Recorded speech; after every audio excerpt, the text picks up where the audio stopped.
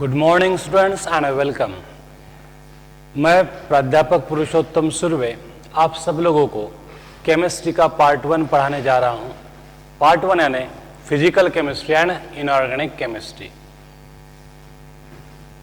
मेरा एक्सपीरियंस जो है वो 14 साल का है। पिछले 14 सालों से मैं 11वीं 12वीं को टीच कर रहा हूं और इन 14 सालों में केमिस्ट्री में बहुत ही अच्छा रिजल्ट बच्चों को मिला है, जो हमारे एडवर्टाइज में आपको देखने को भी मिलेगा। हम आज केमिस्ट्री को स्टार्ट करते हैं। सारे बच्चे 10वीं पास हो गए हैं। अब उनके मन में अलग अलग सवाल थे, आर्ट्स लेंगे, कॉमर्स लेंगे या साइंस लेंगे। हर स्ट्रीम का अपना अपना एक महत्व है। आर्ट्स लेके भी आगे जा सकते हैं हम, कॉमर्स लेके भी आगे जा सकते हैं। बहुत सारे चांसेस वहाँ पे हैं, बहुत सारे चांसेस अवेलेबल है वहाँ पे प्रोग्रेस करने के लिए। साइंस भी है, तो हमारे रीजन में साइंस को ज़्यादा इम्पोर्टेंस दिया जाता है, क्योंकि साइंस के थ्रू हम बहुत सारे ब्रांचेस की तरफ मुड़ सकते हैं। अब इसमें हम आपको केमिस्ट्री पढ़ाने जा रहे हैं।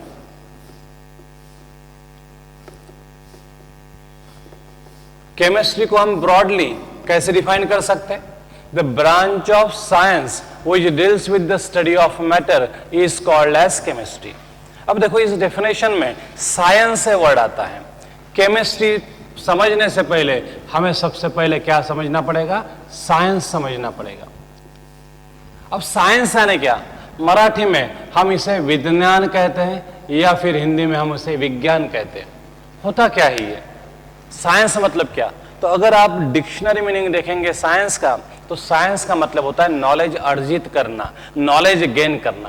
भाई ये नॉलेज हमें क्यों गेन करना पड़ता है? अच्छी खासी हमारी जिंदगी है, कि नॉलेज क्यों गेन करेंगे हम?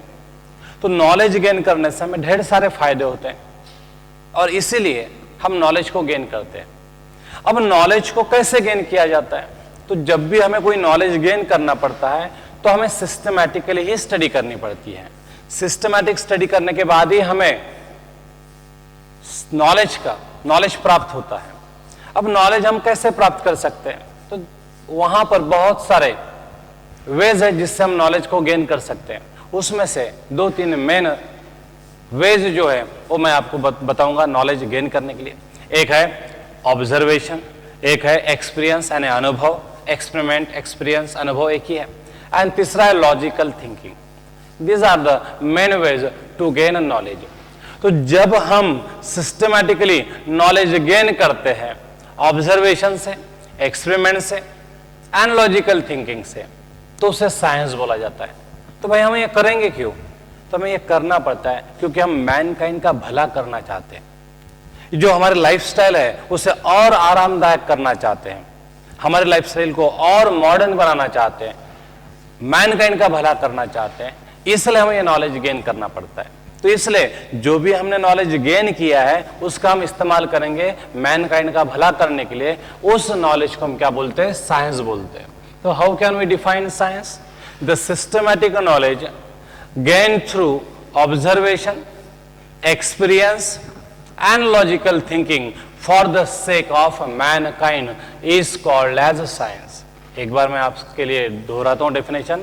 The systematic knowledge gain through observation, experience and logical thinking for the sake of mankind is called as science. उसे हम विज्ञान कहते हैं, विज्ञान कहते हैं।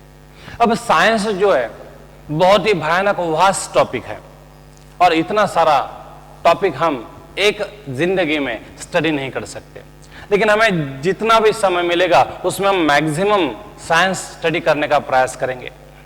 इसलिए हमने साइंस को क्लासिफाई किया है अलग अलग कैटेगरीज में, ताकि हमें स्टडी करने में आसानी हो जाए। इसलिए साइंस के मेनली 3 पार्ट बनते हैं: फिजिक्स, केमिस्ट्री एंड बायोलॉजी। तो साइंस को हम ब्रॉडली 3 क्लासेस में क्लासिफाई करते हैं: फिजिक्स, केमिस्ट्री एंड बायोलॉजी। अब बायोलॉजी का मीनिंग आपको मालूम है, फिजिक्स के बारे में भी आपको मालूम है और केमिस्ट्री के बारे में भी मालूम है हमें। तो केमिस्ट्री ये हमारा सब्जेक्ट है। 2 साल हम केमिस्ट्री स्टडी करेंगे। अब केमिस्ट्री यानी क्या? केमिस्ट्री को हम कैसे डिफाइन करेंगे? तो अगर हमें शॉर्ट में डेफिनेशन करनी है केमिस्ट्री की तो हम सिंपल से वर्ड में बताएंगे, the branch of science which deals with the study of matter is called as chemistry. The branch of science which deals with the study of matter is called as chemistry. अब ये दूसरा word आता है matter. Matter की definition हम सबको पता है, मैटर यानी anything which has a mass and occupies a space is called as a matter। कोई भी जिसको मास है एंड जो स्पेस ऑक्यूपाई करता है, मतलब जिसको वॉल्यूम है, ये दो कंडीशन सेटिस्फाई करने वाले किसी भी पदार्थ को हम क्या बोलते हैं? मैटर बोलते हैं। एक्चुअली मराठी में मैटर को पदार्थ ही बोला जाता है, पदार्थ। हिंदी या मराठी में हम मैटर को क्या बोलते हैं? पदार्थ बोलते हैं। तो how can we define matter? Anything which has mass and occupies a space means possess volume is called as matter. अगर आप आजू बाजू में नजर दौड़ाओगे तो आपको ढेर सारे मैटर के एग्जाम्पल मिलेंगे, जैसे कि ये पेन, इसको मास भी है, वॉल्यूम भी है, मतलब ये क्या है? मैटर है। जिस टेबल पर, कुर्सी पर आप बैठते हैं वो भी क्या है? मैटर है। पेड़ पौधे, ये भी क्या है? मैटर है। प्लैनेट्स, सन, मून, ये भी क्या है? मैटर ही है। तो जिस किसी को मास है, वॉल्यूम है, वो क्या है? मैटर है। तो इस तरह से हम मैटर को डिफाइन करते हैं और इसी मैटर को स्टडी करने वाला साइंस का जो ब्रांच है उसे क्या बोला जाता है? केमिस्ट्री बोला जाता है। अब स्टडी ऑफ मैटर यानी क्या करना पड़ेगा भाई? हम स्टडी करेंगे, लेकिन क्या करेंगे? तो इस स्टडी ऑफ मैटर में क्या क्या इंक्लूड होता है? स्टडी ऑफ मैटर में अलग अलग पॉइंट्स को हमें इंक्लूड करना पड़ेगा।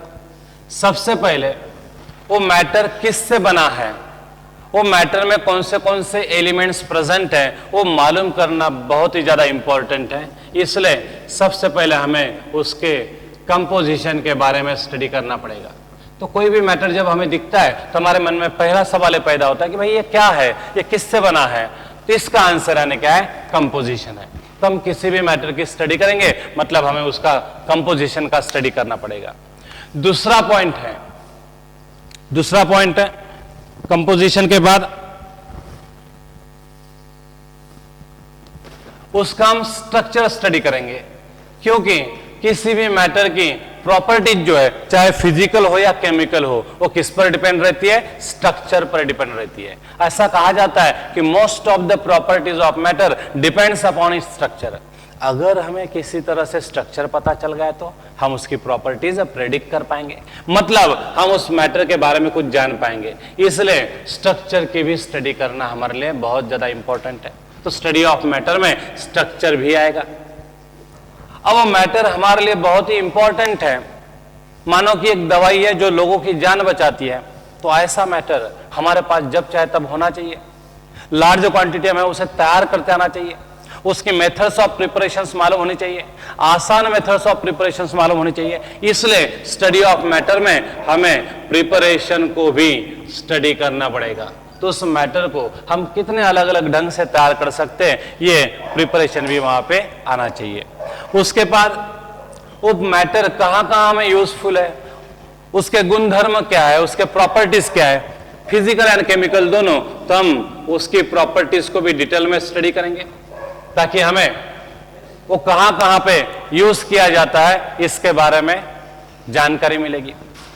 एंड लास्ट जो है, जो भी मैटर हमने स्टडी किया है वो हमारे लिए यूजफुल है कि नहीं, तो लास्ट में हमें उसके क्या करने हैं? यूजेस स्टडी करने हैं। तो इस तरह से स्टडी ऑफ मैटर में इन पॉइंट्स को स्टडी किया जाता है और इस कंबाइंड स्टडी को हम क्या बोलते हैं? केमिस्ट्री बोलते हैं। इसलिए हम केमिस्ट्री की डेफिनेशन ऐसे भी कर सकते हैं। आपको C2 के सर डेफिनेशन बताएंगे। ये क्या है केमिस्ट्री की definition? The branch of science which deals with the study of composition, structure, preparation, properties and uses of matter is called as chemistry. अब इस केमिस्ट्री में हमें मैटर को स्टडी करना है, तो हम मैटर को लेकर स्टार्ट करते हैं। तो मैटर यानी anything which has mass and occupies space is called as matter. इस मैटर को स्टडी करने के लिए हमने इसे क्लासिफाई किया एक on the basis of physical state. आपको मालूम है कि मैटर 5 फिजिकल स्टेट में एग्जिस्ट होता है, सॉलिड, लिक्विड एंड गैस। इन 3 फिजिकल स्टेट के अलावा और 2 फिजिकल स्टेट हमें मालूम हुई है। एक है प्लाज्मा स्टेट एंड पांचवी है बोस आइंस्टीन कंडेंसेट। आपको जानकारी के लिए बताता हूं, ये जो पांचवी स्टेट ऑफ मैटर है बोस आइंस्टीन कंडेंसेट, ये अपने इंडियन फिलोसोफर ने ढूंढ निकाली थी जिसका नाम है सत्येंद्रनाथ बोस। तो ये 5 फिजिकल स्टेट में मैटर एग्जिस्ट होता है। तो मैटर का ये जो क्लासिफिकेशन है ये है on the basis of physical state. Matter को हम और भी क्लासिफाई कर सकते हैं on the basis of its composition. Matter किस से बना है इसके बेसिस पर से भी हम मैटर को क्या कर सकते हैं, क्लासिफाई कर सकते हैं। तो on the basis of composition, वो किस से बना है उसके बेसिस पर से हमने मैटर को ब्रॉडली 3 कैटेगरीज में क्लासिफाई किया है। एक को हम बोलते हैं एलिमेंट, दूसरे को हम बोलते हैं कंपाउंड्स एंड तीसरे को हम बोलते हैं मिक्सचर। तो जो भी मैटर हम देखेंगे या तो एलिमेंट होगा या तो कंपाउंड होगा या तो मिक्सचर होगा, इसके अलावा और वो कुछ नहीं हो सकता। तो हमने मैटर को फिजिकल स्टेट के बेसिस पर क्लासिफाई किया था 5 कैटेगरी में। अब हम कंपोजिशन के बेसिस पर क्लासिफाई करने जा रहे हैं 3 क्लासेस में, एलिमेंट्स, कंपाउंड्स एंड मिक्सचर। तो हमें पूरे केमिस्ट्री में इन तीनों की ही स्टडी है और इन तीनों के ऊपर ही बेस्ट चैप्टर्स है। जैसे कि एलिमेंट की स्टडी करने के लिए हमारे पास पी ब्लॉक नाम का चैप्टर है, एस ब्लॉक, डी ब्लॉक नाम के चैप्टर्स है, एफ ब्लॉक नाम के चैप्टर्स है, उसमें हम एलिमेंट की स्टडी करेंगे। उसके बाद aldehyde ketones, carboxylic acid, halogen derivatives of alkanes, ethers, बहुत सारे ऐसे कंपाउंड्स आपको देखने को मिलेंगे। कार्बोहाइड्रेट्स है, प्रोटीन्स है, विटामिन्स है, फैट्स है, आपको कंपाउंड्स में स्टडी करने को मिलेंगे। और मिक्सचर में हम एक स्पेशल फिजिकल केमिस्ट्री का चैप्टर दिया है सॉल्यूशन, जो हम मिक्सचर के लिए स्टडी करेंगे। मतलब हमें केमिस्ट्री की स्टडी करना है तो एलिमेंट, कंपाउंड एंड मिक्सचर की स्टडी करनी है। तो देखो बच्चों, मैं आपको बहुत ही सरल तरीके से और बहुत ही इजी मैनर में केमिस्ट्री के कंसेप्ट पढ़ाऊंगा। मेरा जो केमिस्ट्री 1 है वो कंसेप्चुअल है, मतलब आपको लर्न करने की कोई जरूरत नहीं है। कंसेप्ट एक बार आपको समझ में आ गया फिर जिंदगी भर आप उसे भूलेंगे नहीं, कभी भूल नहीं पाएंगे आप उसे। तो इसलिए आपको लर्न नहीं करना आहे, पाठांतर करायची गरज नाही, तुम्हाला फक्त कन्सेप्ट समजून घ्यायचे आहेत आणि एकदा तुम्हाला कन्सेप्ट समजला की नंतर मग तुम्हाला पुन्हा कधी त्या कन्सेप्टला रिवाइज करायची पण जास्त गरज पडणार नाही, कारण की कन्सेप्ट विसरत नसतात। रिॲक्शन मात्र तुम्हाला मॅथ सारख्या लिहून पाहावं लागतील नेहमी नेहमी नेहमी, पण इथं लिहिण्याचं जास्त आपल्याला काम पडणार नाही। तो देखो बच्चों, हम 2 साल बहुत मन लगा के और फुल कंसंट्रेशन से केमिस्ट्री की पढ़ाई करेंगे, फिजिक्स और बायोलॉजी की पढ़ाई करेंगे, क्योंकि ये 2 साल हमारे लिए बहुत अहम है और ये 2 साल हमारे फ्यूचर डिसाइडिंग ईयर्स है। आज तक 10वीं तक आपने जो भी किया होगा, जितने भी परसेंटेज मिले होंगे, प्रॉब्लम नहीं, आप सबको साइंस में एडमिशन मिल जाएगा। 60 वाला भी, 70 वाला भी, 90 वाला भी साइंस लेगा। लेकिन इसके बाद जो फर्क आएगा वो बढ़ते ही जाएगा। 12वीं के बाद 90% लाने वाला और 60% लाने वाला, इस बच्चों में ढेर सारा डिफरेंस तैयार होगा। एक बहुत आगे जाएगा और एक कहीं तो भी रुका रहेगा, बराबर है। इसलिए ये 2 साल आपके फ्यूचर के लिए बहुत इंपॉर्टेंट है। आप हमारे साथ कड़ी मेहनत करें और फिर हम एक अच्छे रिजल्ट को मतलब हासिल कर सकते हैं। तो हम केमिस्ट्री 1 को स्टार्ट करेंगे। रोज मैं आपको 20-25 मिनट का एक वीडियो लेक्चर दूंगा। आप हमारे लिंक को ज्वाइन कीजिएगा, हमारे चैनल को सब्सक्राइब कीजिएगा, उस पर आपको सारे वीडियोस मिल जाएंगे लॉकडाउन खत्म होने तक के। बाद में फिर हमारे फिजिकल क्लासेस जब शुरू होंगे, ऑफलाइन क्लासेस शुरू होंगे, तो कोई प्रॉब्लम ही नहीं। धन्यवाद बच्चों, थैंक यू।